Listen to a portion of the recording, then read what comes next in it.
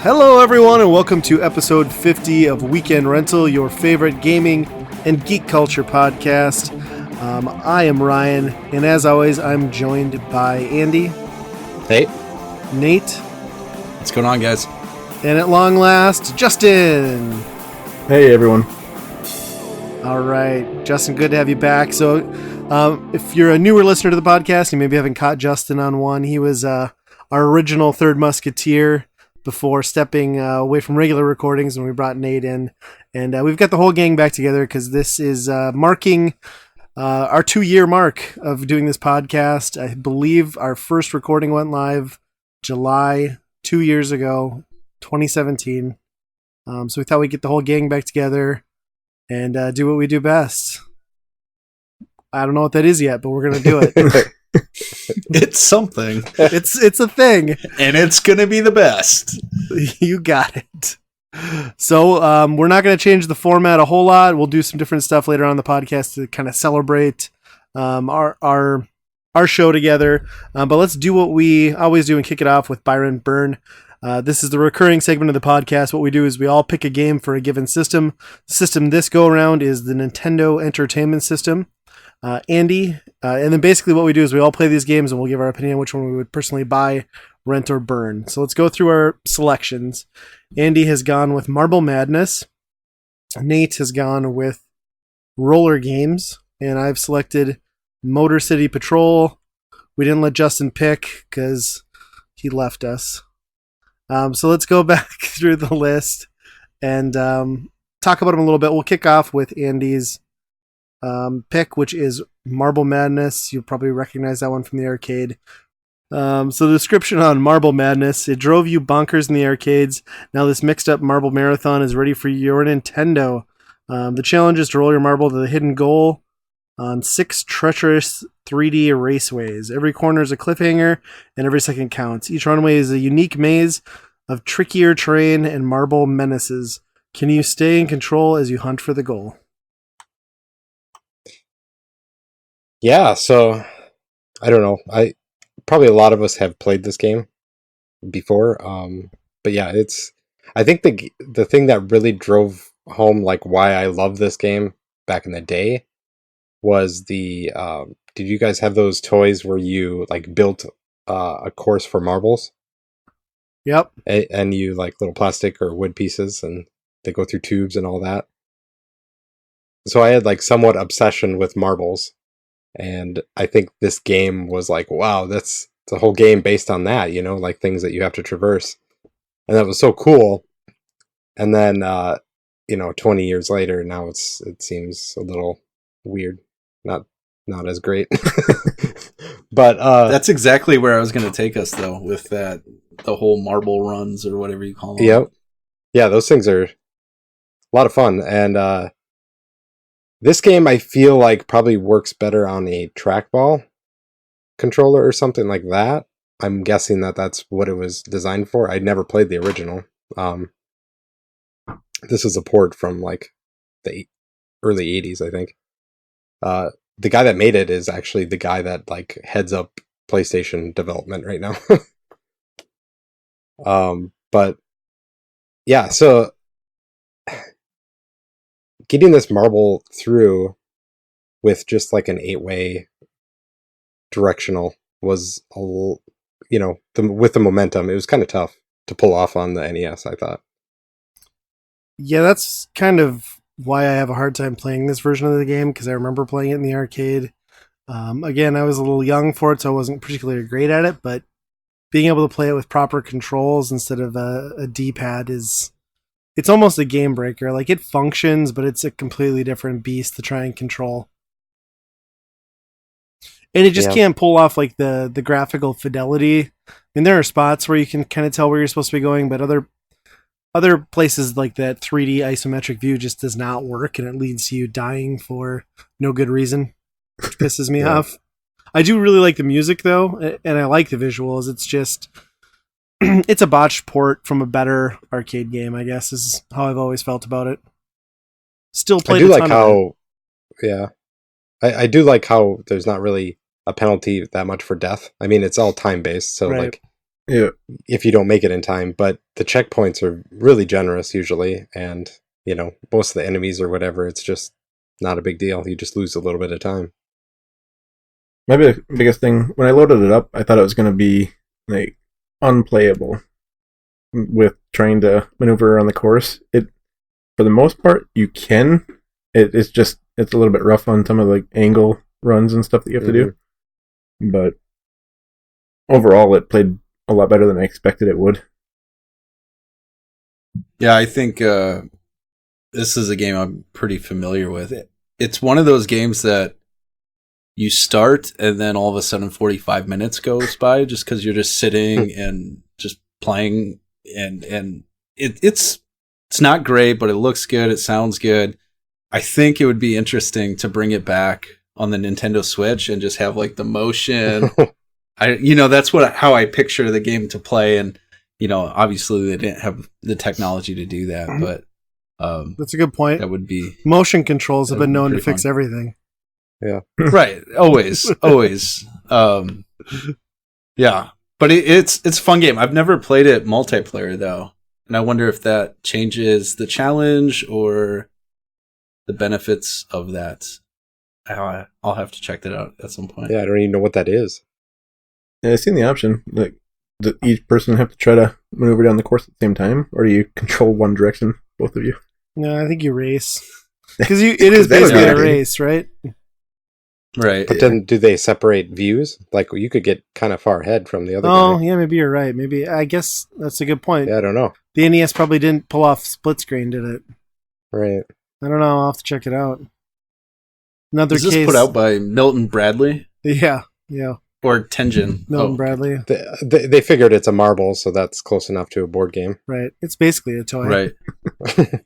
Although when you fall off of the ramp and you fall just even a small distance, the marble shatters, and I'm like, that's not how I remember marbles at all. That's garbage. Yeah, it's a really fragile one for sure. All right, let's move on to the next one here, which is going to be Nate's pick, roller games. Honestly, the description on this thing is like 500 words, so we're just going to do part of it. But is nothing sacred? Roller games, the 21st century's most popular thrill sport, is the latest victim of Viper, the vicious international punks and eternal renegades. With their greedy eyes on roller games' mega prize money, they've corrupted 3 teams and kidnapped Emerson Skeeter Bankhead. Okay, the game's beloved commissioner. You and 3 of your own teams of righteous skaters must stop Viper from infecting the entire city. So you've got to take the fight to the streets, and then there's way more than that. But I think that kind of sums this up. Really? There's more? A ton. I think that really weird.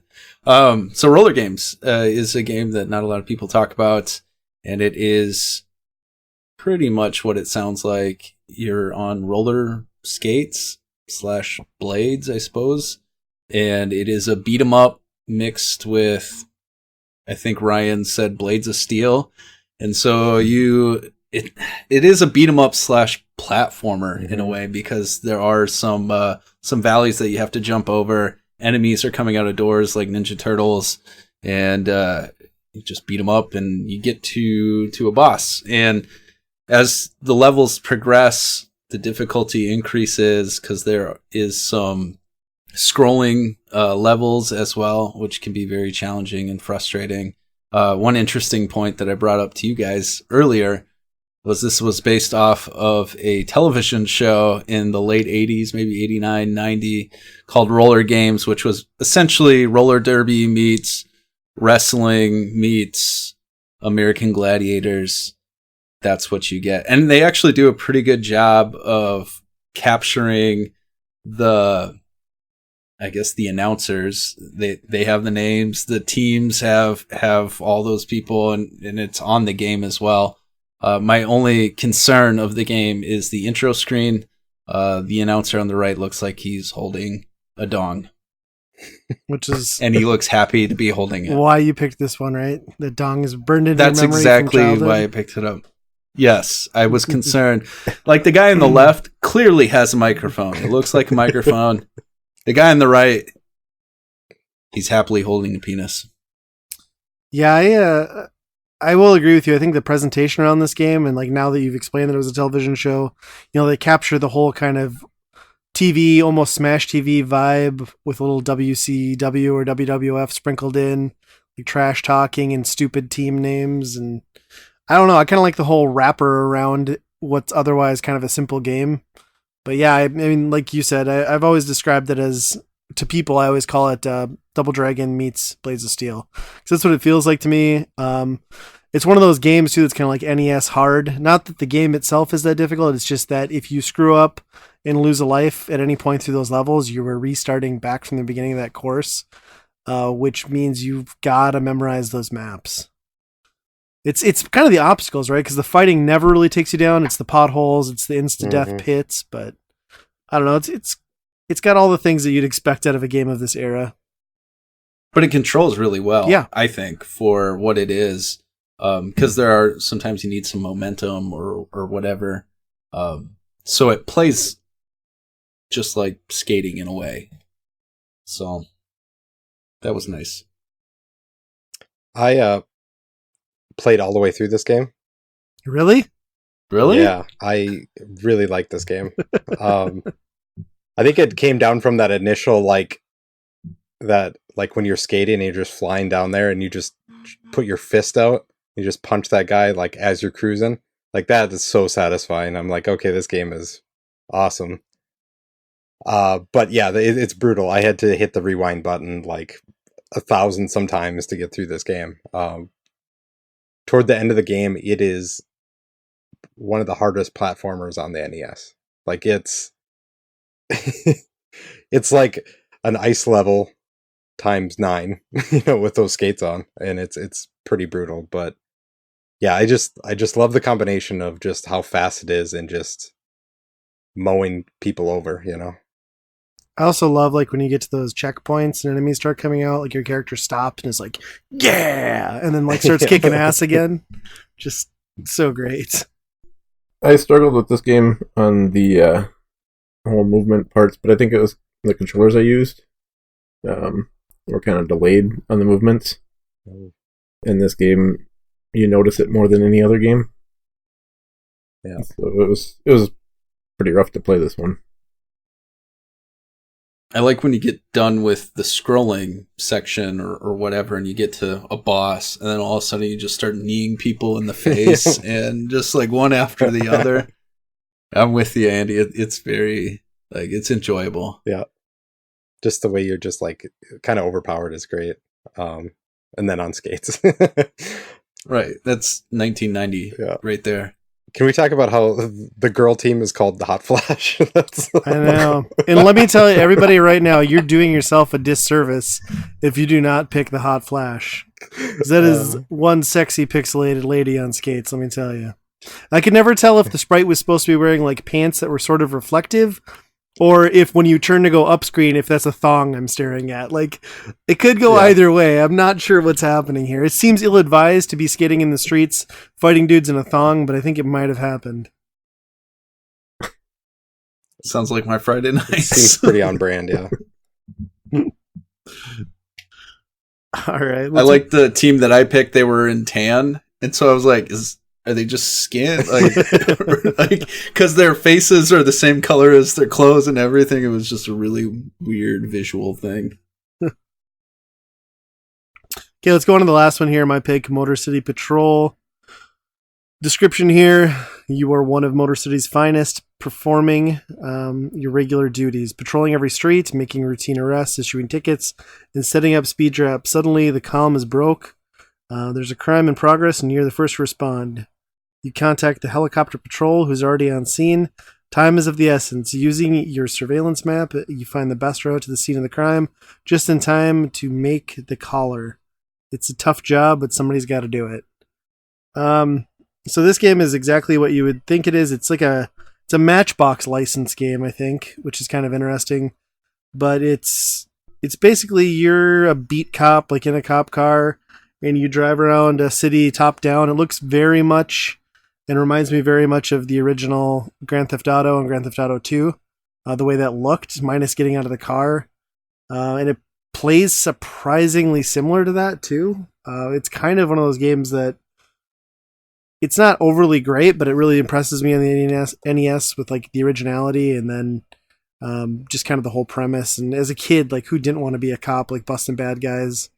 My only complaint, I guess, is it would have been nice to have the mini map on the screen so I didn't have to constantly press select to do that. And then also, don't give a kid a gun button if every time I fire my gun, I get scolded and pulled off the beat because I shot an innocent person. That's not cool.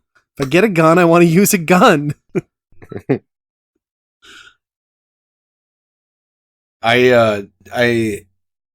was kind of a confusing game for me to play because I wasn't quite sure what to do. Obviously found the map, select it. That's annoying where I'm like, okay, am I there? No, gotta check. Okay, go back. No, not there. And so that was pretty obnoxious. But my very first start of the game, got to the map, and I pressed the wrong button. I shot somebody, and then I got written up right away. I was like, "What button did I kill somebody? I didn't even see somebody, and I shot an innocent man." In the first minute of your career. Right, like literally 2 seconds, and I killed somebody. You monster. So that's how I roll. It's fun. I found myself just kind of cruising around and tearing up my car. But it does, yeah, definitely Grand Theft Auto. I wonder if they ever took some liberties from it or whatever. That'd be kind of curious to know. But it's fun. Yeah, once you get the hang of it and what you're supposed to do, it's certainly enjoyable. It's a tough curve right away, I think, to like just drop you in like that and be like, okay, now Right. what? And then even that once you learn the map, you're like, okay, what do you do with those? You know, because some of them you pull over and they're like innocent people too, and you just got a warning or, you know, Right. It's very obtuse. yeah. And I didn't know what like those buildings were. Right, I still didn't figure out some of the buildings. And I also didn't like how, like, even if I did what I thought was good, maybe I, like, stopped 3 criminals and 3 speeders, I still get, like, the messages at the end of the day about what a piece of crap I am and I better perform better. It's like, where's the motivation here, man? I'm working You haven't for the met your citizens. quota. I know. It's ridiculous. This game confirms that there are quotas. Yeah, I agree. They drop you in top down, and you have no idea really what to do at first. Once you kind of get it down, though, it's decent. Did you get that whole Grand Theft Auto vibe out of it right away, too? Yeah, that's what I thought of right away as soon as I saw it. I wasn't 100% sure what the game was until I loaded in. I was like, oh, Grand Theft Auto. I could have been playing GTA when I was 8. Right? Except my car doesn't blow up when I, you know, hit a pole in GTA. Yeah, Where this is I like don't think this is a common game, right? I don't think I've ever seen it. I don't see it too ever. often. Yeah, it's not an everyday game, that's for sure. Yeah. Is Matchbox on the cover? I know it was on the splash screen, but I'd be curious to know if they had any print on the cover. Yeah, so on the top label, no, but on the front, there's a big Matchbox logo next to the Nintendo seal of quality.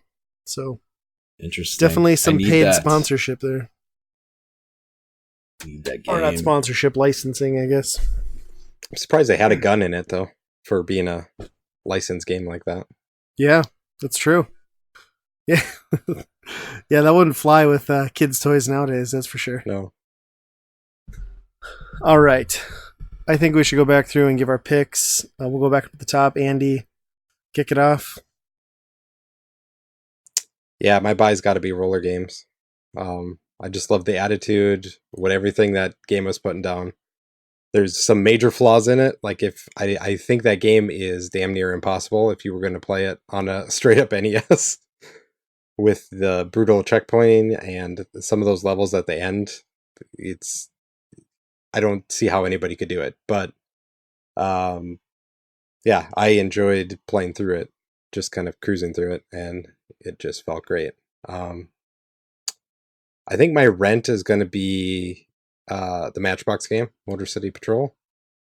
Because once I started figuring out what you were supposed to do, then it was kind of fun just cruising around the city. And then, obviously I like upgrade systems because then I'm an RPG guy. But and then my burn is going to be Marble Madness. I used to love that game, and I don't know why it just didn't click with me this time. I don't know. Maybe I did play all those Wii ones. There's like 3 Wii games that you do a marble, and I guess Monkey Ball is kind of this, but way better. Yeah, that's true. Nate, how about you? I'm gonna choose roller games for my buy. It is painfully hard, but it's so fun to. I don't know. It's just a fun game. Roller skating around, punching people. I wish I could do that every day. So you can achieve that goal. That was Nate. our real That's an easy goal. You can get out there and you can do it. I'll get you some K2s. You can get those K2s. You're like the best skates out there. You'll be cruising up and down the street. I'll jump over at the mall and just start skating, punching people. Yeah, so that's going to be my buy. And that's one I never really played as a kid. Familiar with the show, but never saw the game. And then my rent is going to be Motor City Patrol. I think there's a lot there that would have me kind of figuring it out. And it was enjoyable. It was a little obtuse, right, Ryan? Obtuse, because I could not. That is the correct use of that word. So screw you. The controls right away, so that was very difficult.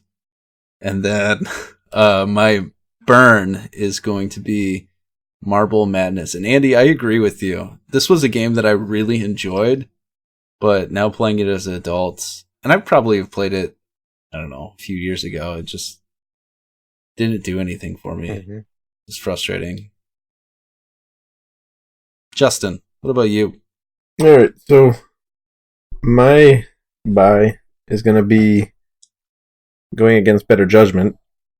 It's going to be Motor City Patrol. Yeah, I thought this was a dedicated I really burn. didn't want to buy it. You surprised me here. But he's a new man. Once you kind of figure out what you're doing, it changes the game completely. My first few times I played it, I just drove around till the car blew up. And then I realized what you're supposed to do. But my rent is going to be Marble Madness. It's a difficult game to play just based on how the movement works on it, I guess, and the momentum and everything. But I just like that one better than the other one. Can't remember what that game was. Roller games? It's called Roller Games. Roller Games? Justin, Roller Games. Yeah. That one, I couldn't get into. And I honestly think it was mainly because of the controller. So if I had a little bit better controller, I might have had better response time and actually able to move properly and punch people. I struggled really hard with the jumping spots. All right. So I'm going to buy Roller Games. I really like that game. When I picked it up a few years ago, I was pretty blown away that I'd never heard of it before. It's not the greatest game out there, but it's like everything I wanted in an NES game, and I like the presentation. And you just get I get to be a girl who's having hot flashes, decking dudes in the street on roller skates. It's a fucking good time right there. So I'm buying that. And then it's beating time. And then I'm gonna go with Motor City Patrol for the rent. It is a little obtuse, but it's equal parts ambitious and underwhelming. I don't think there's too many games doing this on the NES or any other one that I've seen until we got, more powerful hardware, really, 16-bit, 32-bit, you started seeing stuff like this. I don't think it's particularly overly fun, but yeah, it's a rental for sure. And then as much as I liked Marble Madness growing up, even the NES port, it doesn't hold up to me today. Maybe if I could get this in, like Nate was saying, on a port on the Switch or something where I had a full analog stick. This would be a different game, but it's kind of broken, so burning it. I don't know if you can burn marbles, but I'm going to burn it anyway. Well, you can break them in the game, so my guess is those marbles Can you burn anything it breaks? Is that the logic? You can burn anything with nipples. Another Byron burn in the books. Hey everybody, it's time for roller games. Are you ready?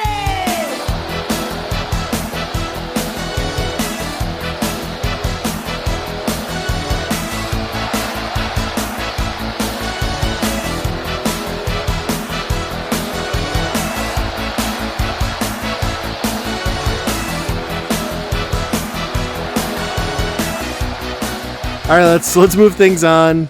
Well, let's get into E3. As of recording, it's Wednesday of E3 week. So this will probably be old news by the time you listen to it, but we thought we would talk a little bit about what's been going on, what's been announced. Weird year. Sony's not there, but we're getting an awful new Contra game from the looks of it. You guys excited about that? Yep, that's what I thought. So what out there is catching your guys' eye, I guess? What I haven't been blown away by anything, but there are a couple things that pique my interest. What do we got? Yeah, there's a lot of interesting things for sure. Nothing like you said, it was nothing like, oh my gosh, but hey, Phantasy Star 2 is coming here finally to Xbox. Okay. The only thing I really caught was the Nintendo Direct, and yeah, there just wasn't much that was popping out. Was it Panzer Dragoon? Was that it? Yeah, that one. Yeah, was strange. I don't remember. Have you never heard of Panzer Dragoon before? No, I just wasn't sure if I was saying it correct. Yeah, okay, Thanks. I just didn't know if you're like, yeah, there's this amazing new like on rails dragon shooter called No. Panzer Dragoon. Okay, I think it was just more. What I was really bugged, and this was, I don't know if it was just the quality I was watching on, if that switched on YouTube or anything like that, but the gameplay, it just, all of those games looked really bad to me. They looked like Nintendo 64 Polygon-esque. And I was like, is this the 2019 one? So I'm like checking the dates on this if this was correct, but there just wasn't much that stood out to me. Obviously they were throwing more Smash characters in, and that is exciting for some people.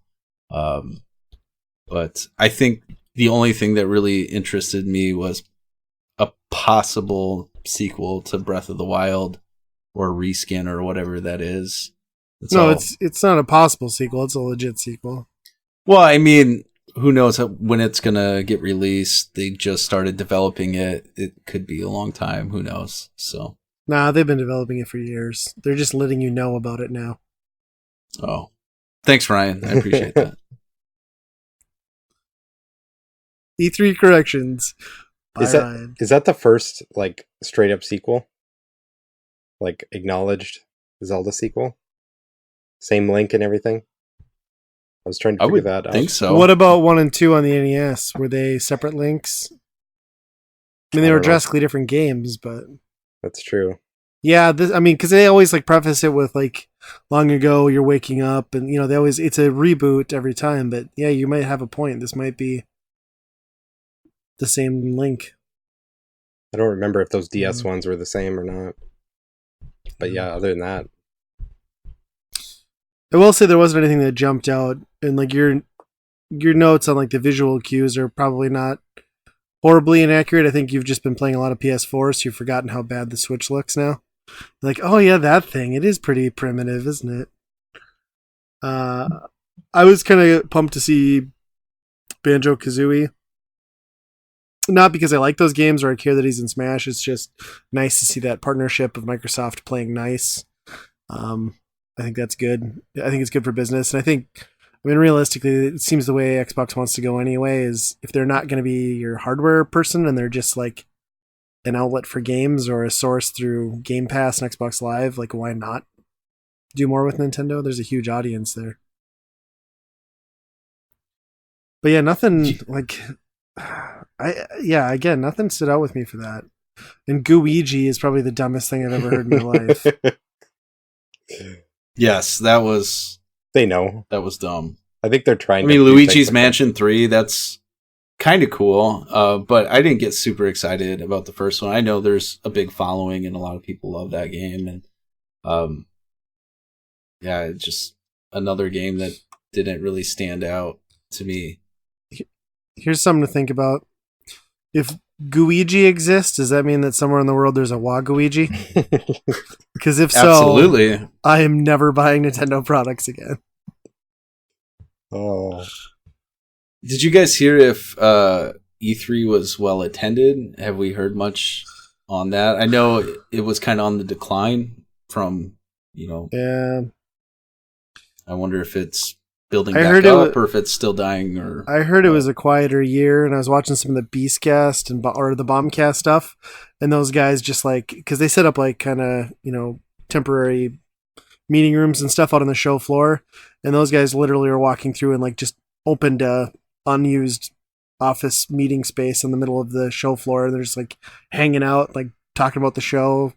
Nobody. I mean, so obviously, if you've got space set up for interviews and meetings and they're not using several of them, that's kind of weird. And then my cousin, who actually works with a production company, he was texting me because he covers a lot of stuff at E3. I know they're working with Capcom and Nintendo on the Treehouse, and he's like, there's definitely a big hole here with Sony not being on the show floor. So if attendance wasn't down, certainly content on floor was.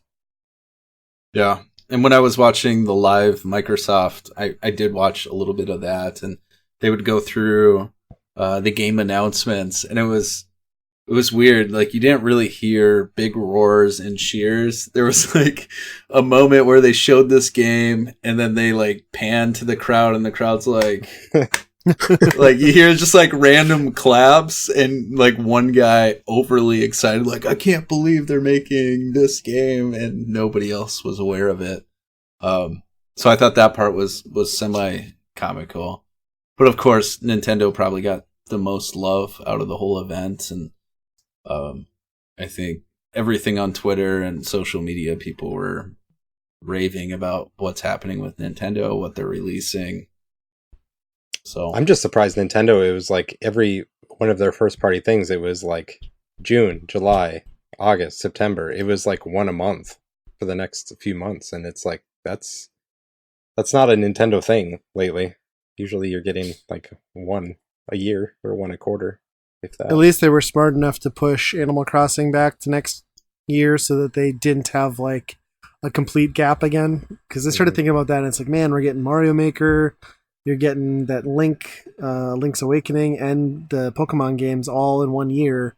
If you add, Animal Crossing into that too, would they have, I don't know what they'd have had for first party next year, because you're obviously not getting Metroid Prime 4. That's a good point. So the stories came out that they delayed it because they didn't want to put their employees through crunch time. Because that's been a big thing in the industry, is all these big games are having crunch time that's just pretty awful for people with families and stuff. Right. So that was their whole PR thing. But now that you say that, it's oh yeah, maybe they were just going to do that anyway to move it, give it some space anyway. And then now they have a nice story for it. Right. Yeah. I mean, either way, I think it's a smart move, regardless of whether or not that was true. I just think that's a good carryover to get some more money, in your first quarter. Because don't they do their fiscal year end in March? Yep. Or April? So. Yeah. I'm glad that they hit the nail on the head too, and fully addressed Doug Bowser and the Bowser joke right out of the gate. We'll get it over with, pull the Band-Aid off, we're done, we acknowledged it. He seems like his on-camera persona was I think right where it needed to be. It fit. Yep. Little less awkward than Reggie maybe even, so that's a win. And I've seen some other things with Doug Bowser, and yeah, he seems a little more social, a little more normal, and like Reggie was he always can handle aggressive. himself very well. Yeah. This game Yeah. is not fun. Just like that Reggie meme always kills me.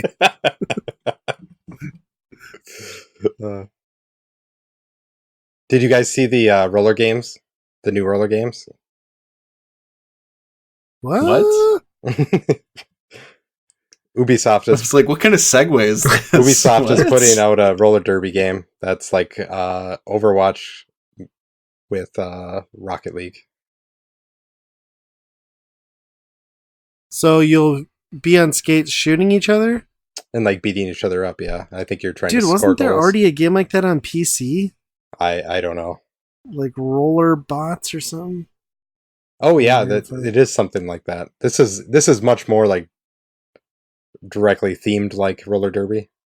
Okay. It's got the Cool. tracks. And they call it roller game? Is it called roller games? No, it's Roller. It's like, oh my gosh, they're gonna bring the show back and everything. Roller Champions. That's what it's called. Okay. Weird. It should just be called Not Gonna Sell More Than 10 Copies. Yeah.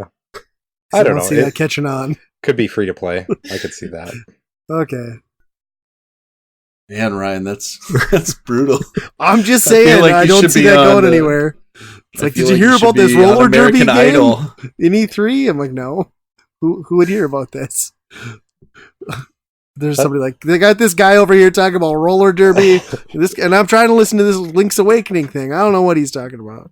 Get out of here. I think that's what a lot of this year is like all these companies are like putting money toward things that they hear like one loud person talking about, and then they're like, oh, everybody loves it. Like Phantasy Star 2 is like that's Fantasy Star Online too. yeah, that came out in like 2010. It should have came out. It was scheduled for the Vita in 2012, I think. It's like it's too late. Well, it's not as bad as that new Contra game that looks like it was Oh yeah, originally scheduled to release in the N64 and canceled because it looked like a flaming pile of shit. But then somebody's like, you know what? Let's put this on modern consoles. That whole thing was just so bad. Like, I honestly thought it was a joke. I thought I was watching like a joke trailer that somebody made on YouTube about a new Contra game, and it wasn't. Or all of a sudden, like a Smash Bros logo pops up, and now we have like Contra people, and you're like, okay, I get it. No, legit game. and like Yeah, we'll see what happens with it. Battletoads. Like, I don't think anybody actually wants to play a new Battletoads, do they? No. And that didn't look great.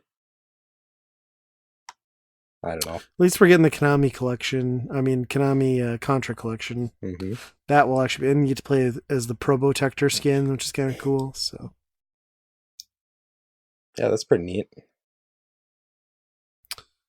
I do like the one thing that they just kind of like dropped at the end of something was that they released Secret of Mana 3 in the US. Which is and there's a collection now too, right? yeah, I think you Yeah. have to buy it that way maybe, but Okay. yeah, it never came over here and then they're just like, "Oh, it's in English and we named it a real name this time." And is Tales of Mana then just like an upscaled version of the second game in that series, kind of like Secret of Mana was redone? Or what's that all about? So I was a little confused by that because the new one is called like Trails of Mana or something, or Trials Okay, of Trails, Mana. okay. Trials, yeah. But then they said, Will there be motorcycles in it? yeah, maybe. I hope so, because that would be amazing. You'd have to talk to Ubisoft about that, mix that up. Okay. We'll make it happen. Yeah. But then they renamed the old third one from Super Nintendo Trials of Mana as well. So like I don't know if this is like a remake of the third one, which is weird. Everybody just wanted the Super Nintendo one, and then they're just like, we'll just remake it and then also dump the third one out again. Yeah, it's a weird. weird choice. I feel like this is the year of like compilations. Like everybody's finally realizing after like forever that these back catalog can be just fully cashed in on, and I don't know. And then we're in the wake of another mini. Like Andy pointed out that Konami has the rights and is apparently re-releasing the TurboGrafx 16 PC Engine and Core Graphics minis, which I don't know. It's like one of those things where it's like I want to be disgusted by it, but like if you were ever going to make a mini console of anything, that's the one that makes sense. Like you're not going anywhere and getting a TurboGrafx. You're certainly not finding the games for it. So like this makes so much more sense than an NES classic packed with like $5 games that I can walk into any store and get. Well, they're not 5 anymore, but I don't know. And I'm like super hopeful that it's gonna be hacked. They're already including CD games on it. I don't care about them, but they have a Wise. It's Wise, right? Wise Book 1 and 2 and 8. It's gonna be on there. So the Wise games. Yeah. Inside, the YS games. The inside YS joke. games. But yeah, CD games. That has to be Dracula then, right? Well, they announced Rondo of Blood for the PC Engine one, and they would be idiots not to put it on the TurboGrafx and Core Graphics one, but yeah. Huh. Yeah, you're right. I mean, this is the perfect console to do this with instead of all those other ones. I'm kind of excited about it, especially like I'm new to the TurboGrafx 16. I know the games are very expensive. I know I'll never find them unless I'm going around at a convention. So this is like a perfect opportunity if it's hackable, which I'm sure it will be. Well, and just like that, it's gonna be a lot of fun. They're already doing such a good job of curating the game list too, because you got Ys 1 and 2, you've got Ninja fucking Spirit, big one on this podcast. I know we all loved it. We've got Dungeon Explorer, we've got R-Type. Was there another one? Possibly I'm missing one. I don't know. And then I mean they're gonna be selling the Turbo Tap, so you can get up to 5 players. Which Dungeon Explorer is the one game that makes sense with that. I would imagine if they're doing a Turbo Tap, they're also going to give you one of the Bombermans. Yeah, I would imagine. Hopefully Bomberman 93, because it's the way better version. But yeah. I mean, the biggest question is going to be availability. Right. Are you going to be able to get it? And this isn't a Walmart thing, I don't think. No. And I want this is the one that I want the import versions on. Like I'm going to get the PC Engine one or the Core Graphics one. Like I want that model. When do pre-orders go up on that? Has anybody They haven't heard anything? Or price, I don't think yet. They're gonna get their money. They're like, "You want these games? $4.99.99. Go for it." Well, these retail about $40 a piece right now. So these games. Yeah. Yep. I'm surprised like Nintendo and all those haven't done that. Well, these games are worth this, so. Yeah, that mini is actually $500. So, and then Star Fox 2 on there, never released. So yeah, it's $2,000 now.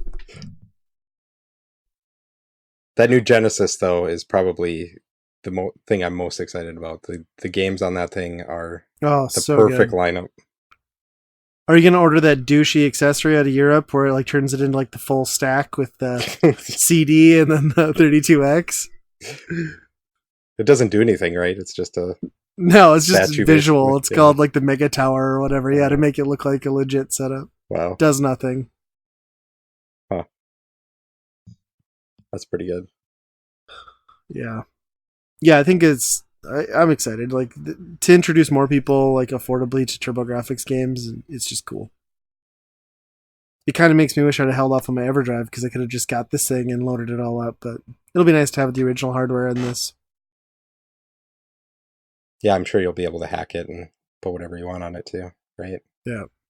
Gunboat, hopefully. Yeah, was that on the list or no? Yeah, I'm pretty sure that's gonna be the next batch. They haven't officially, but I heard somebody screaming at the select menu in the background of that video. I don't understand. I hit run already. Why am I not playing the game?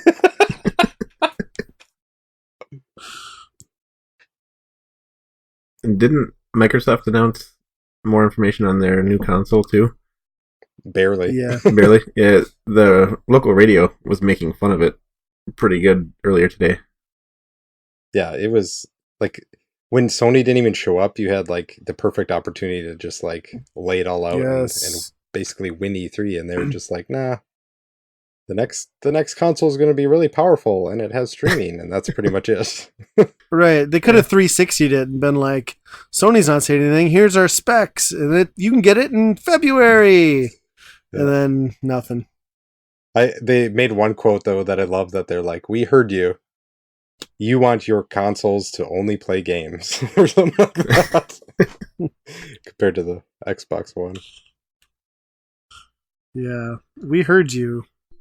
Our menu system on the Xbox One is the most abysmal fucking thing on the face of the planet. But man, like almost every game that they were announcing there, and like indies and everything, was Game Pass. Like launch Game Pass. It's just Right.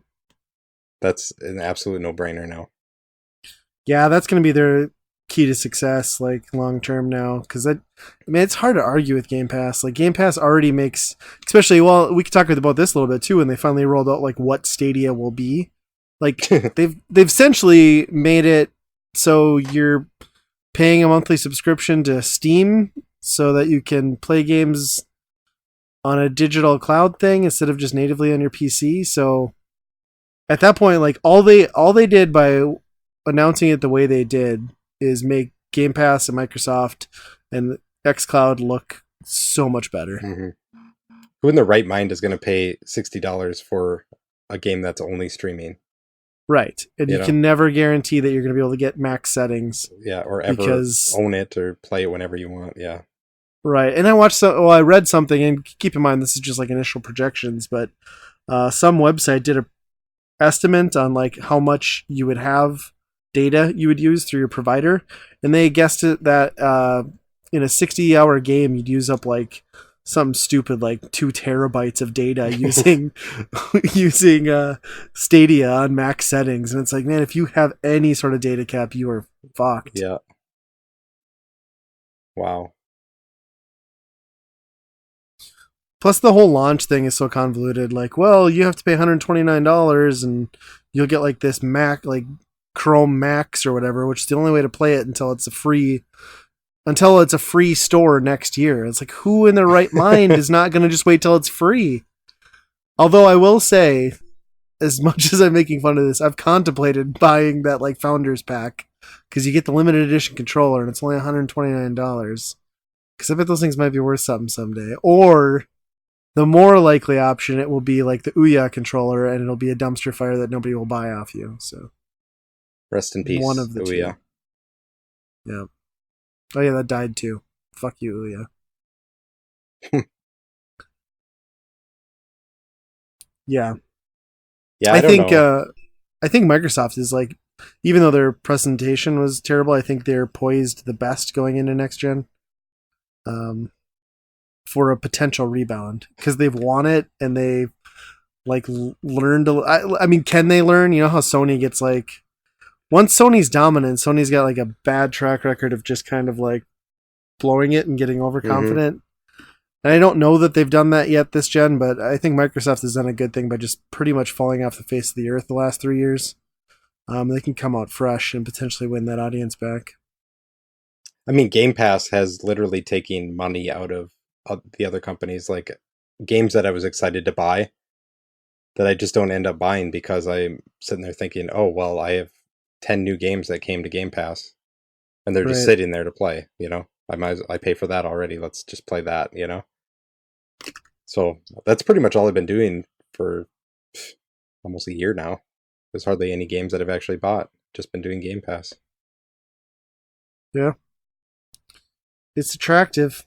I wish the PC and Xbox platform ones were one subscription, but I also kind of get why they can't be, at least not yet. But that would kind of make it the killer. Yeah, I mean, if killer app.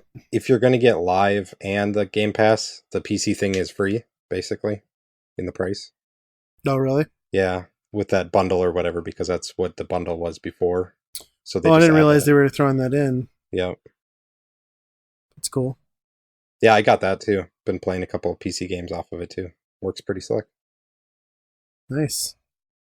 And then now if they get it on our Switches, it'll be a done deal. Mm-hmm. They are officially done, though, doing backwards compatibility, I think, on the Xbox. So all the 360 and Xbox games that have been coming out, they're not going to do anymore. Which is kind of weird because they were just talking about how the new Xbox is going to play 4 generations of Xbox games. And then you're like, oh, we stopped doing it now. Yeah, but that doesn't surprise me though, just because they've always been like that. Like they always like play it up like it's this huge thing, and then they kind of just shit the bed on it. Mm-hmm.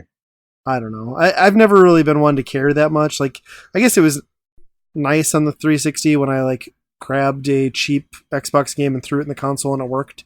So it's like, well, this is a lot more convenient than hooking up my old machine, but it never made or broke anything for me. At least they did it right this time, where you just put it in and you download it, so you know it's gonna work. They've tested it or whatever. Where when you sell games online, and then you were selling all these old Xbox games to all these people with 360s, and they weren't checking the compatibility lists, it was a nightmare. I can see that. Yeah. This Shrek game doesn't work on my 360. What the fuck? Return. I just sold a Shrek like party game on Xbox. That was always my favorite part of like the Xbox to Xbox 360 compatibility list. It was always like you'd get 4 like SpongeBob or Barbie games for every one game that wasn't like shovelware. Yeah. It's just like so random. I love that that THQ has remastered everything, so they have to be like, well, how about that PS2 SpongeBob game? They're remastering that now too. It's just what? The Battle of Bikini Bottom or whatever. Yeah. It's one people like, right? I think I've so, never yeah. played it. Is there any PC news? Probably not. Other than Stadia. How's World of Warcraft? That's good. I'm actually stepping away from that for a little bit until Classic comes out, and then I'll be playing that again. But They had a beta for that already, right? Or no? yeah, I think it's still going on. I signed up to get an invite, but I'm sure they're only doing people that have been subscribed forever, and I quit playing for years. So I got an invite to the stress test that was pretty stressful, I guess. Was it testful too? No, not at all. Oh, okay. A lot of people were upset because they couldn't log in. I mean, that's the point of a stress test, is to make sure that they get the login issues and the servers working for the game. Yep. So I spent 2 hours trying to log in, making a character. I ran the idea of buying a gaming PC past my wife, explaining that I was doing so to play World of Warcraft again with Justin. Ooh, And that's she tentatively acknowledged that I could maybe do that as long as it didn't get bad again. I was like, well, I mean, I'm going to say it's going to not, but It won't. I do really want to play WoW. Now's the time for me to start. It's a good time. Diablo's on sale right now for PC. Yeah, I was trying to convince I've never played it. Nate to Never like. played it. He's like, "Well, this isn't a gaming PC; it's an editing PC." I'm like, "Dude, just install like Steam and that Epic Store because they're giving away free games. Like, just collect the free stuff. Start playing the free things. No pressure." Yeah, I should. You just got to come over and initiate and just be like, I've downloaded all these games for you to play. Now you have 2 weeks to get through them. And I'm like, I gotta go. I saw Garfield Kart is like 99 cents right now, so Sweet. better pick that up. Do you guys see that they're doing like a Minecraft Dungeons game that appears to be like Diablo 3 Lite? You can play with like up to 5 people or something. Actually look kind of alright. Yeah. I did not hear that. Yeah, I don't know if it was in the Nintendo press conference or if I saw it somewhere else, but probably not Nintendo if you guys didn't see it.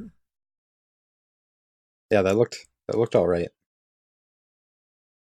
I love how Minecraft now has gotten to the point where it's like, okay, we can't just do the same game over and over now, or just keep updating the same game. So they're like actually making new things with it. Because aren't they doing like a Pokemon Go game with it now too? Yeah, an augmented reality thing. It looks actually kind of sweet. So I think you could like go into I could go into a street corner or like on top in my bathroom and build like a giant turd tower like out of blocks or something. Yeah. know, it'd be kind of cool to see what people would build. Horrible things too, for sure. Pig slaughter machines out of redstone. Yeah. Glorious.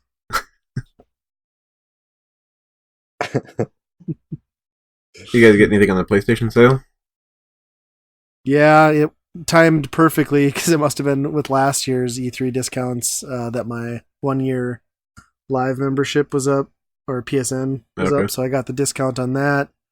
And then there's a bunch of VR stuff, so I got Super Hot VR for $10, and then it wasn't the deal I really wanted, but I just really wanted to play it so bad. I also grabbed Tetris Effects for $23, so I'm gonna VR it up at some point here again. How Mhm. about you? I picked up Trials Rising, I think it was. Dude, I had that in my cart. I almost bought it. and I was didn't. like, I don't remember which one that was for price wise, but I was like, I would get it. I wanted it anyway. It was cheap. I want to say it was like $12 or something. Yeah, it was either 7 or 12. Yeah, maybe it was. And I picked up, I think it was 12. And then Detroit Become Human or whatever. I picked that up because it was, I think 7 was that one. Wow. Your game of the year that you watched. I'll never forget that game of the year. Like, I didn't actually play it, but I watched a lot of it. So I'm glad you're actually getting to get hands on now. That game Like- is pretty much just watching it though too. Yeah. Right. I mean, that is yeah, exactly. I mean, I haven't played a whole lot of games. You wouldn't let me pick PUBG.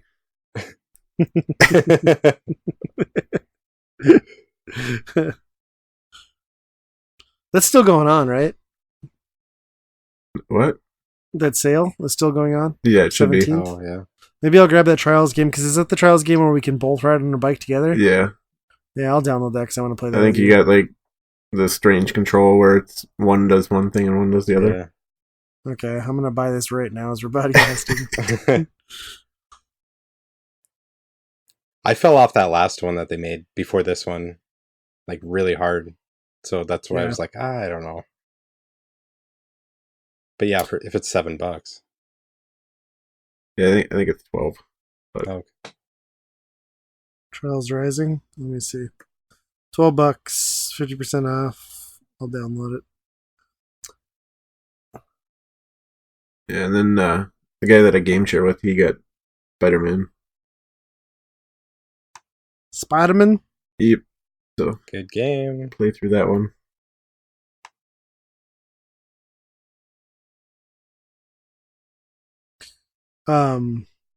Anybody else downloaded that Dauntless game yet? I see that's coming to Switch.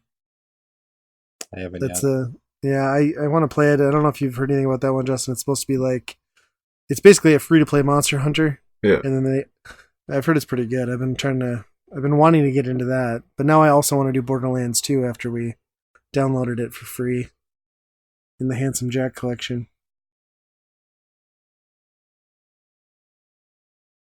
Yeah, there were some good deals. I don't know. It's kind of, Sony's been really good about discounting stuff at E3 the last couple of years. Hmm. Right now you can get NBA 2K19 for $3. That's nuts. That's $3 too much. Probably. For people that hate playing RPGs, that's a big RPG in a way.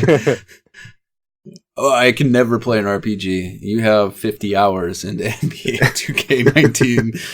Oh, yeah. Okay, I get There's it. more stats in that than there are like most RPGs. And they start you at the bottom of the barrel. You don't have any power. I think you'll guys appreciate this. I'm done playing this PlayStation game. I went through Red Dead Redemption 2 Wow. again. He did it in like 9 days. I was like, dude, don't you have a family? What's going on? And I replied, "Family?"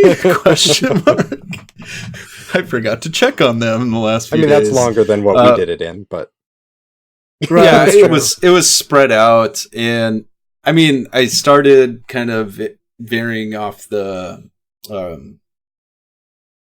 like normal story, and then I was like, no, I got to get back on the main story, or else I'm just going to be doing this forever. And because I missed the ending. I missed the ending when we streamed it, and so I wanted to to check it out, and I thought it was good. I had a different ending than Ryan had. Wow. Which was I don't know cool. if you did or not, or if I just couldn't remember who shot me. Well, I mean, I read there's 4 different ways to end the okay. game, just depending on what you choose towards the end of, am I going to go help this person or this person? And then am I going to shoot this or that? Like, that determines the outcome. So Micah at the end shot me rather than Dutch. And I don't know. It was fun. I definitely put the time in, and now I've moved on to Blood and Truth, which that's going to be a slow go for me on the VR because there's some motion into it, and I'm like, oh, okay, I need to take a break from this, and they like dump you into, I don't know, Afghanistan right away, and so you physically are hiding behind like a crate, and people are shooting at you. I was sweating so bad. And like guys were like, it's kind of like Time Crisis meets GoldenEye in a way. Huh. And it's fun. It's really fun, but kind of stressful because it is VR. And so it's immersive. And I'm like, there are people shooting at me and guys running everywhere and bombs going off. It's slightly intense. And the shooting, so you have a holster that you have to pull a gun out, but then you have your ammo here, and so you got to pull your ammo and load your gun. So you have to use those motions, and so it's not just never-ending shooting. There's guys coming at you, and you're like, I'm out of bullets, and you panic, and I'm like, oh yeah, I got to load, and so I like your so I'm they out of really bullets motion. I'm out of bullets. They're coming right Bullets. for me. Yeah, so that game has put me in a panic. I think I'll like it. It's just going to take me a little bit to get used to VR again. It's going to be tough. And then, and then you add that on top of like the problems I have with my VR where your hand floats away. Like I can't imagine like being in that situation, trying to reload a gun, getting shot at, and you're like arms just float away into the space. It's a nonstop panic for me, but that's me on every game. I'm just become a button masher and I forget what I'm supposed to be doing. So I do have to say, when I was playing Red Dead Redemption, it wasn't long before I ran the horse right into a tree. And I was like, oh, memories. I still cannot drive a horse on this game. So it's still good, though. It's still a game that holds up, and it's beautiful, and it's great story. And that is really crawling up to the top of my list of being one of my favorite games that I've ever played. I'm impressed. You got to play through GTA 5. It's a much better package. I still haven't made it past the first camp. I think that's where I got in Red Dead. It's such a slow start. Like it is. That game should have they could have condensed the first 10 hours in like the first hour and a half. And then of course they put you on the island, and I was like, oh, that island sucks. Yeah. I freaking hate this. What is the point of this? And I just had that same feeling like, this is stupid. I've wanted to go back to it, and that's the exact thing that prevented me, because it's like I just don't want to do that again after how many hours in, and then do that for a few hours again. Yeah. Right. And then when you're done with that, you have quite a few hours still to go, and the epilogue is a few hours, and I mean that game is just massive, but I missed the epilogue, and so I was really happy to go through that, hear more of the story, and kind of get it from not Arthur's perspective, but John's perspective was kind of cool. Yeah, I think the epilogue is like some of the best like content in the game. It just sucks that you have to like rinse and repeat with Dutch 5,000 times over 40 hours to get there. What are we going to do now, Dutch? I don't know. We're going to go rob this thing. It's the last time. No, what's going to go wrong, Dutch? Nothing. We're family. One more time. And then like do that 12 times, you had a game. I don't know. I really loved that game, but like I can't. I'm done with it. just gives you a sick feeling just thinking about it. Yeah. It just didn't stick with me. Like, it did a lot of things right. It just didn't blow me away in the way that some other games have. Probably just because I've seen it all before. So, yeah. I mean, it was great, though. It is a fantastic game. I'm amazed that you got through it as quickly as you did. And the music, oh my gosh, the music is so good. Yeah. I went back, so I played the game sometimes before work, and then when I got home from work, again, no family. And then when I was at work, I was playing the soundtrack, and it was, I don't know, it's just so good. It's a great game. Well, that wraps up our E3 talk with last year's big hit game. I know. Bring it back. Full circle. What do they say? You beat that horse to death or something beating like a dead that? horse. You're pretty close. Yeah. You hit that. I'm beating that dead horse. You ran that horse into a tree. I've ran that horse into a tree. Sounds a little It's obtuse. beating time.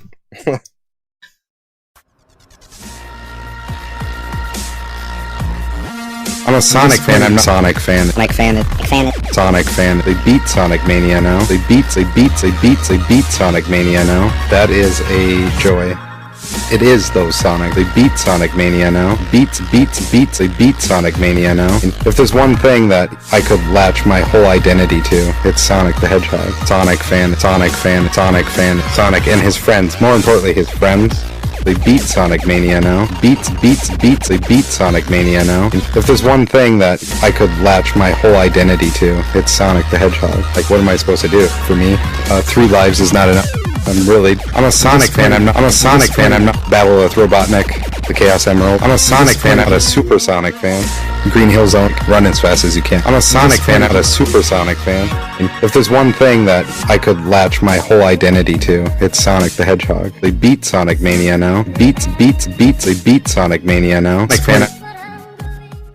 All right, so normally this is where Andy would jump in and kick off the fail bag, but we thought since this was our 2-year anniversary, we've got everybody here, we've got the whole crew, Justin, Nate, Andy, and myself, we would just do a little bit of a look back on our podcast, some highlights, some things that made us laugh, some memories, and I think Andy's going to try and splice in some clips here in between us talking. I'm sure there are some nuggets out there on the internet, but yeah, 2 years in, what are some of the things that stick out with this group? I'm the new guy, so the one thing that always just sticks out in my mind, and I think most people probably don't catch most of it, but at the very end, when it's the bananas thing, which I have no idea where bananas has come from, and no one can explain to me where bananas has come from, and now, I mean, now it just, I look forward to every ending of the show where I'm like, okay, what's Ryan going to say? Because it's not going to be bananas, and he's going to go on a rant somehow. That is legitimately, like, when we get to the fail bag, I'm like, let's just end it, because I want to hear what is going to come back We up. should just, like, start bets It just on, like, cracks me up. what we think he'll say, because I have a bet on what he'll say this time too. But Oh, I've got some ideas now too. Yeah, does anyone remember exactly how we started with bananas? I feel like it was something Justin related. Yeah, I don't remember exactly, but I know it was shortly after I had commented on something. yeah, and then we just spliced it in the end or something like that. Yeah, I don't remember. Was it a Right, Gwen but you Stefani thing? Were we doing was it her Bananas thing that I don't remember? Which I did that like 2 podcasts ago. Yeah. But you think bringing on a new guy, you'd be like, okay, we say bananas because this. And when I was on, you guys were like, just say bananas. I'm like, why would I say bananas? do it. I'm so confused. And everyone's like, I don't know why we do it. We just have always done it. Okay. I will say bananas. It's now generations in old. ASMR. I'll spell it out. the I'll test of sing it time. to you. It's 50 episodes. Whispered it strong. in everybody's ears. Yeah, I don't know. That's one thing that just, it always sticks out in my head because nobody knows why. And I think Ryan's a loose cannon, and you never know he could want like he's not having a good day if it's just bananas. I'm like, oh, that's it? That's all you got? But it's a good podcast when he starts really throwing something weird out. So that's a highlight. Yeah. And speaking of loose cannon, I think that's probably like one of my favorite things was like, not that the podcast paints me in an untrue light, because like I'm kind of like ridiculous most of the time anyway, and we'll just like flip a switch on something that's pissing me off at the time. But that whole rant on McDonald's removing the 2 cheeseburgers from the number 2 value menu slot is probably like one of the dumbest and funniest things that I've ever just like gone on a frickin' rampage about. And I'm glad it made the podcast. And it worked. It's back. It is back, and I tweeted them, and they were happy to announce. So I credit the podcast with bringing that back. You're welcome, America. Mm-hmm.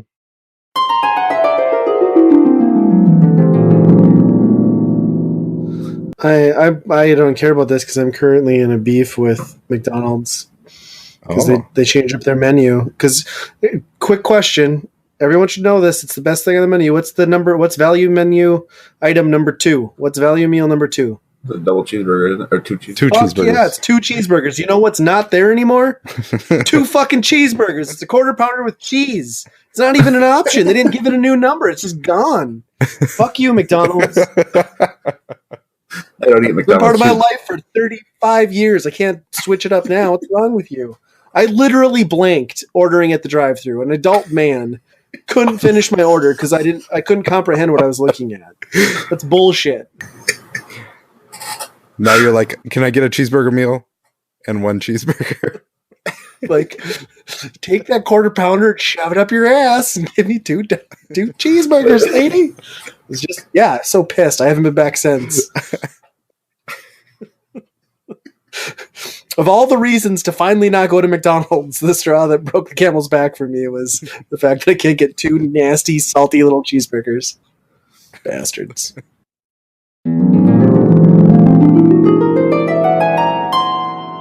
And at that time, I believe I was just a listener Yes. and not on the podcast. So I remember listening to that podcast. And I was like, this guy's legitimately pissed about his number 2.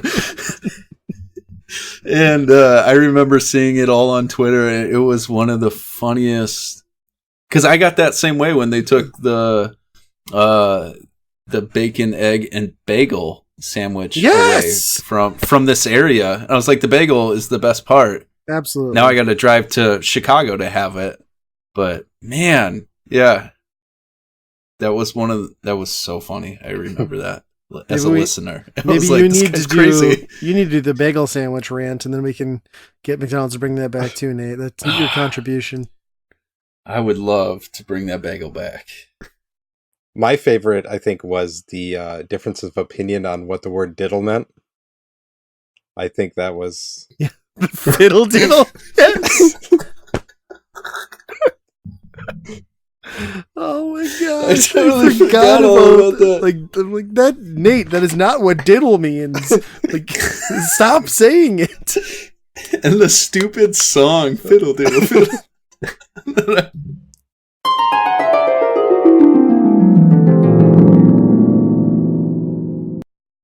You're married, and as long as you only love your wife, like that's culturally acceptable. Like you can diddle whoever you want. Like you can have like as many girlfriends as you want, as long as you don't love them. Like if you're only screwing them, that blows my mind. Huh. That also sounds exhausting. Just saying. Probably You not ruined worth Chex Mix for me, because I think we call it diddle. Why do you call Chex Mix diddle? I don't know, but now I'm not going to. I have a completely different thought in my head for the term diddle. And now you've ruined Chex Mix for me, you son of a bitch. Every time I see Chex Mix now, I'm just going to hear Scoon. Haven't you heard of Fiddle Diddle or Fiddle Faddle, not Diddle. You think if they called it Fiddle Diddle, people would buy it? The binding substance would be completely different than the caramel used in Fiddle Faddle. It would not be a good product. Or OSHA approved. Yeah, this isn't my best moment, guys. This isn't good for anybody. Fiddle diddle. Don't. Making it worse. You get that at a vending Oh my god. a vending machine. 50 cents for fiddle diddle. Oh, you can get it on a street corner in downtown Minneapolis.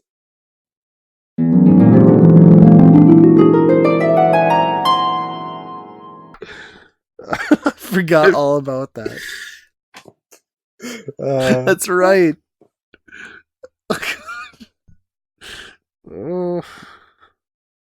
I guess some of my favorites would be with the Buy Rent and Burn segment, just getting Ryan's reaction with his games. Kind of an 'cause you were ongoing. never, like, This is you were never legit. this in is your where you need to opinion. cut in like It was just like, let's fuck Ryan. Burn Ryan's game. Burn Ryan's game. Burn Ryan's game. Just like one after the other. I think you were even more ruthless when it came to. You were even more ruthless when it came to movie time towards the end, because you would just go for something that you knew was god awful, and like nobody wanted to sit through, and you're like, I'm gonna make these guys suffer. Like Netflix, direct to Netflix. That's what we're going with. Adam Sandler? Yes, please. And Were you the one that picked? Is it Tire or Rubber? That's actually a good movie, though. Rubber? Yeah. I watched it because of you. It wasn't. I couldn't do It's it. a good movie. So bad. What was that awful one that I was like, you better not pick it, and then you picked it? That shitty Bright? Was that it? The one with I Will picked Smith? Bright. Oh my gosh. Didn't you look at the downloads, Andy? And that was like the worst downloaded segment we've ever posted. I don't really remember that movie. Nobody does. I don't think anybody does. Yeah. Will Smith forgot. Yeah. I also kind of miss, like, so we've changed our format a little bit and streamlined it over the years to make it more, I guess, entertaining start to finish, and then just require less of our time as far as prep goes. But we used to spend a lot of time diving deep in like certain subjects and topics, and like some of those got really fun. And in particular, I just remember like the days with Justin, and we did that whole, I don't know, it was probably like a 40-minute piece on World of Warcraft. And then we were just like recounting memories, and then we were kind of making jokes at a buddy's expense at the time. And then we came to the realization later on down the road that he'd been listening to the podcast the whole time. We're like, do you suppose he caught on to that whole conversation? And we were talking about it, all that. And if not, hi. Yep.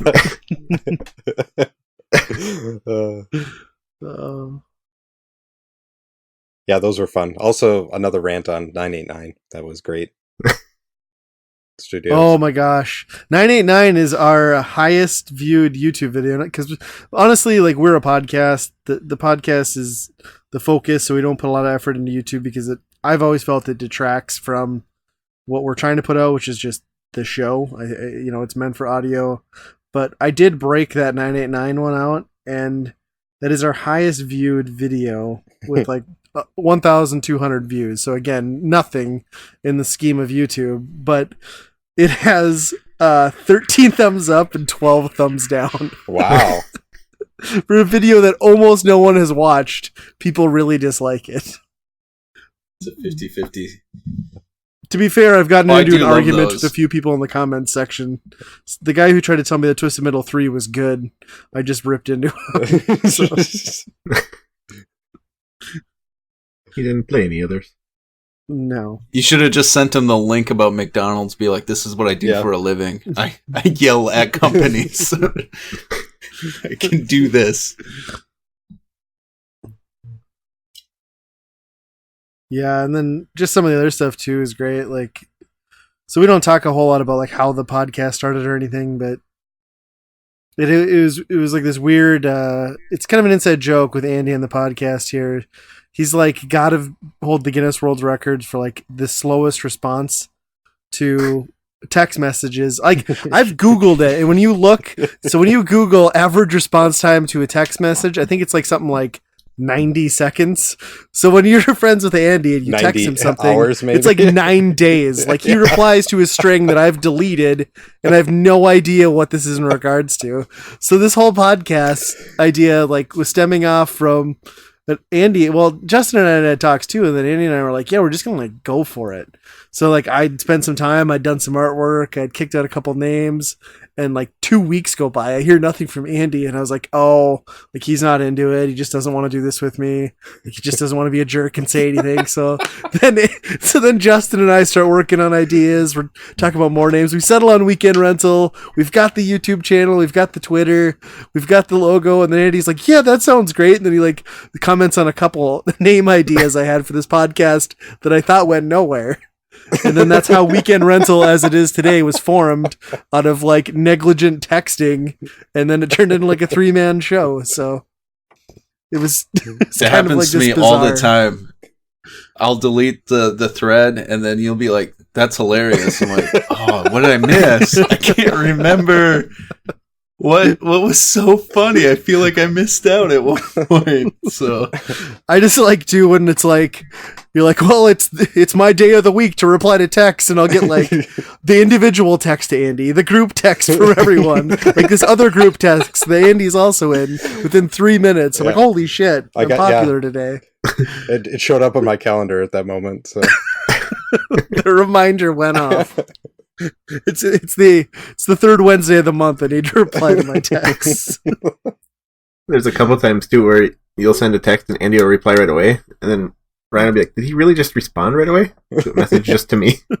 it just throws you off your game. I know. What? Yeah, it's so funny. Yeah.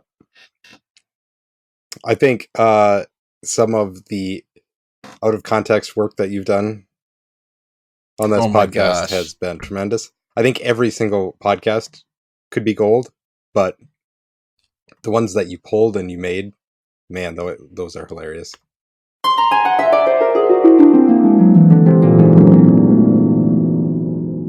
I mean, I stand in the shower every morning just hoping that, I mean, for 75 cents. And visually, it's not unappealing. It looks awesome. Yeah, as soon as you press start, you're in for it. So if you just walk to the left, you could get some... Remember them both vividly. As a kid, never grabbed it. Let's spice a meatball. And that sword is huge. 4 inches bigger than you. You do get like that like sludge or like pea power up thing arc on it. Makes it worthless. You can't do anything with it. You crouch down, punch, and everything's above your punch when you're standing up. And they could have fixed it. That lasted for all of 3 hits. Oh yeah, it just is not well equipped. Everything about it just feels off. Horizontal shooter, and it's hard as balls. It is so hard. Random things flying at you. Like I didn't understand how to do that. That sucks. That really sucks. Can't find it. Can't get it. I was struggling getting it. Are you not supposed to shoot those? Release the men.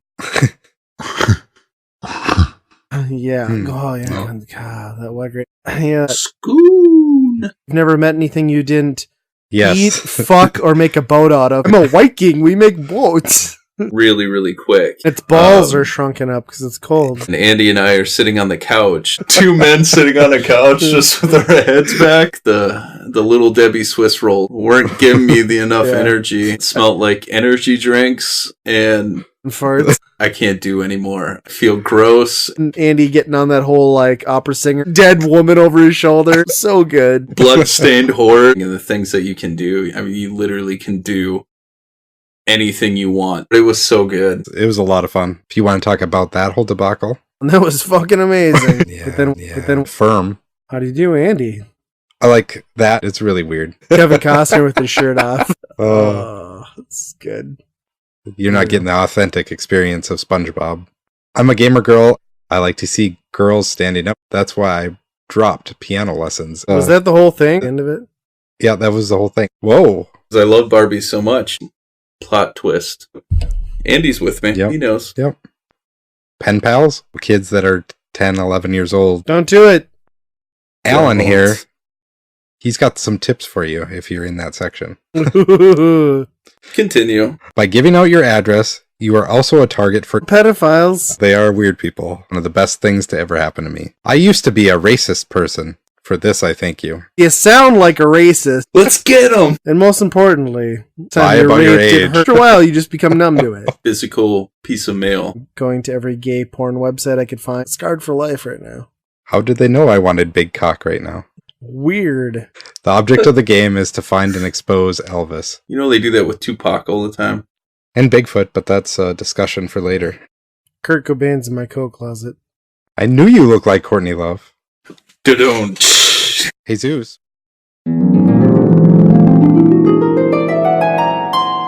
I cannot. Ryan, your extra work is so great. Like the out of context, even the Nintendo Direct or not Direct or whatever it was, where Drastically Direct. Yeah, that's right. Drastically Direct, where you put in, just your own commentary to the Direct. They're just so funny. They are so funny. So you do a good job of just adding that extra stuff. Well, I have good source material in our podcast, so it makes it easy.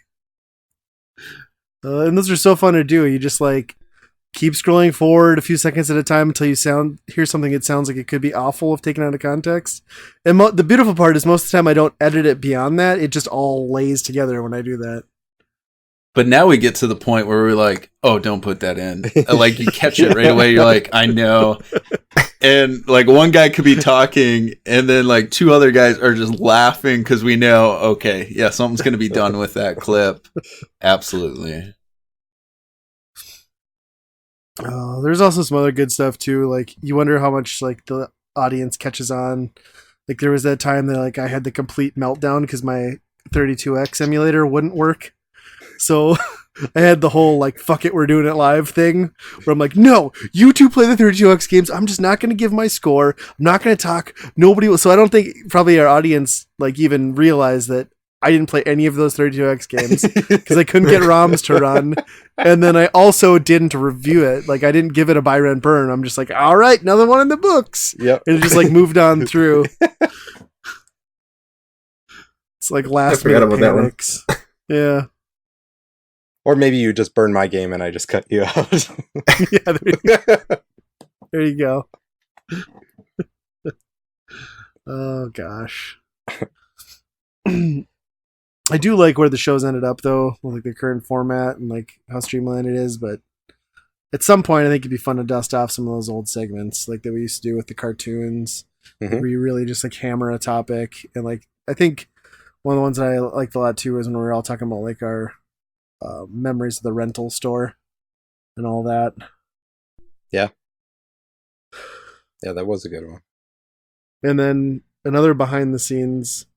So a little bit about our newest edition, Nate. Nate can be kind of a goofy guy, but Nate is also a very, like, as he said on the podcast, like clean cut, like very traditional household growing up. So we weren't sure, we knew what our podcast was about. We weren't sure if we were going to offend Nate. First thing we do, we cut into Discord. We do Discord with video so we can kind of engage in the conversation more.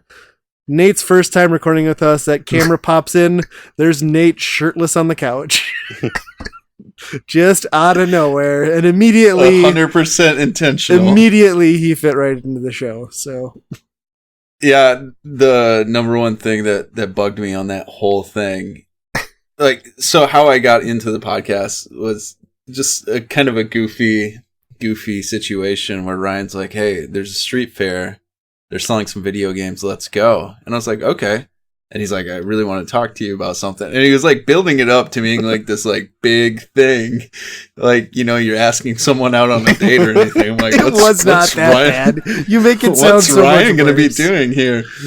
And he's like, so, we've been talking and we want you to join the podcast. And I was like, oh, cool. And like that bugged him. He was like, you weren't excited. You weren't like just pumped up about this.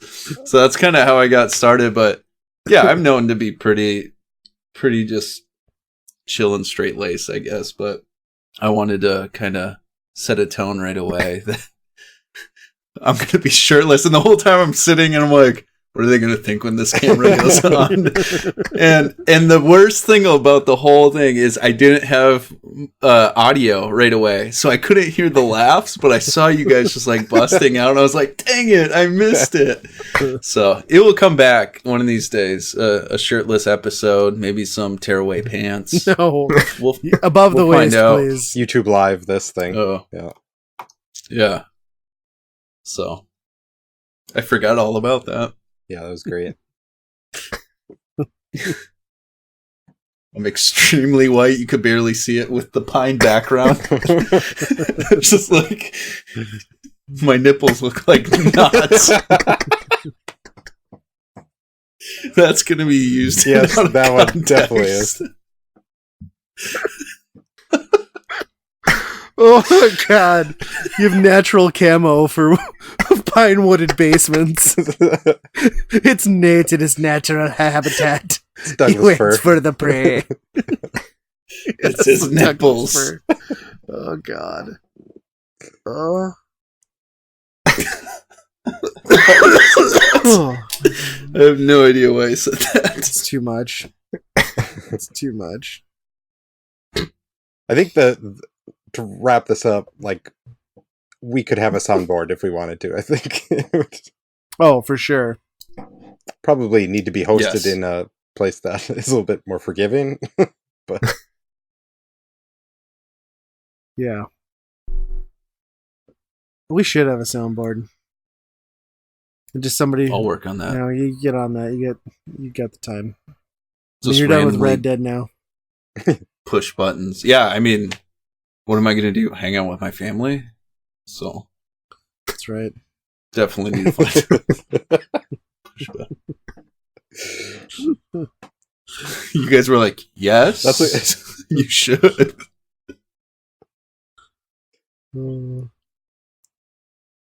Well, I suppose we could continue talking about ourselves all day, but I think we did a pretty good job, and hopefully we got some clips that got slid in there that made some of this make sense.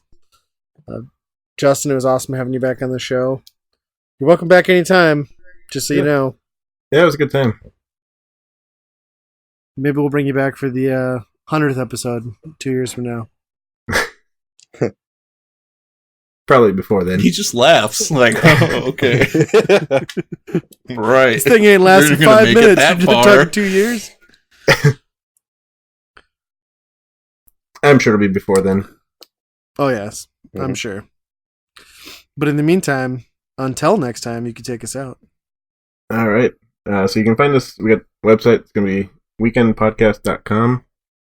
On there, there'll be links to our Twitter, Facebook, YouTube, everything you need. You can email us any questions, comments, anything along that line. It's going to be weekendrentalpodcast@gmail.com.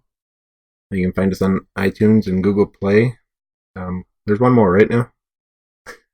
Podbean. And then, as always, be kind, rewind.